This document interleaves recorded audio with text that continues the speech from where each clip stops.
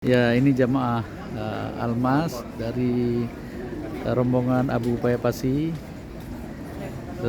berjumlah 93 jamaah siap terbang ke Madinah ya dengan Saudi Arabia Airlines. Perjalanan insya Allah ke Madinah sekitar 8 jam. Alhamdulillah, Walid terima kasih Panti, banyak. sama-sama Haji. Walid. Memang travel Almas luar biasa. Amin, amin. Ada yang dari Batam lagi jamaah kita. Oh iya, dari Dari Batam. Batam ini Ya, ya, ya. luar biasa, masya Allah. Ada calon Bupati Aceh Timur. Oh. Kalau nggak jadi masih Kepala Kadin. Oh, insya Allah. Kepala Kadin. Insya Allah. Ini Raja Ketua Kadin. Ini Raja Batam. Raja Batam. Ya. Insya Allah. Tengku Raja. Ya. Pelayanannya luar biasa. Luar biasa. Semoga travel Almas tetap maju ke depan. Amin, amin, amin, amin.